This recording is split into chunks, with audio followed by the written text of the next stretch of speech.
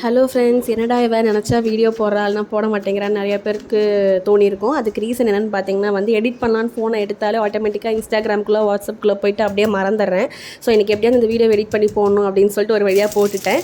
இது சிம்பிளான சிப்பி காளான் கிரேவி ரெசிபி, இல்லைனா தொக்குன்னு கூட சொல்லலாம். அந்த ரெசிபி தான் எப்படி பண்ணுறதுன்னு பார்க்கலாம் வாங்க. கடாயில் எண்ணெய் ஊற்றிட்டு கடுகு, சோம்பு, பூண்டு, வரமிளகா கூடவே வெங்காயம், தக்காளி ஆட் பண்ணிட்டு நல்லா வதக்கிக்கோங்க. இது கூடவே பார்த்திங்கன்னா கொஞ்சமாக மஞ்சத்தூள், மிளகாத்தூள், மல்லித்தூள் போட்டு நல்லா வதக்கிக்கோங்க. இது நல்லா வதங்கினதுக்கப்புறமா சிப்பி காளான் எடுத்து அதையும் வாஷ் பண்ணிவிட்டு கட் பண்ணி வச்சுருந்தேன். அதையும் நம்ம ஆட் பண்ணிக்கலாம். ஆட் பண்ணிட்டு நல்லா வதக்கிடுங்க. இது கூட கொஞ்சமாக தண்ணி விட்டிங்கன்னா போதும். ஏன்னா நல்லா வேகும்போது அதுலேயே தண்ணி நிறையா விடும். அதனால் நான் கொஞ்சமாக தண்ணி ஆட் பண்ணிட்டு மூடி வச்சு வேக வச்சுட்டேன். இது கூடவே பார்த்திங்கன்னா கொஞ்சமாக பெப்பர் தூள் ஆட் பண்ணிக்கிட்டேன். கொஞ்சம் எனக்கு ரொம்ப பிடிக்கும் அப்படிங்கிறனால ஏற்கனவே சொல்லியிருக்கேன். இதையும் நல்லா கலக்கிட்டு நீங்கள் மூடி வச்சு வேக வச்சுருங்க. அதுக்கப்புறம் பார்த்திங்கன்னா கடைசியாக உங்களுக்கு எந்த மாதிரி வேணுமோ அந்த கன்சிஸ்டன்சியில் கொத்தமல்லி தூவி இறக்கிட்டிங்கன்னா ஃபினிஷ். இது கூட நான் சப்பாத்தி தான் செஞ்சுருந்தேன். சப்பாத்தி எப்பவும் போல தான் உங்களுக்கே தெரியும், நான் சொல்ல தேவையில்லை.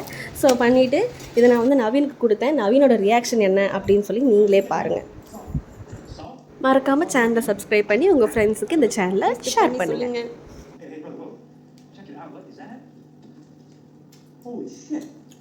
நல்லா இருக்கா? வாய் தட்டு சொல்லுங்கள். நல்லா சூப்பர். இன்னொரு வீடியோவில் பார்க்கலாம். டாடா, பாய்.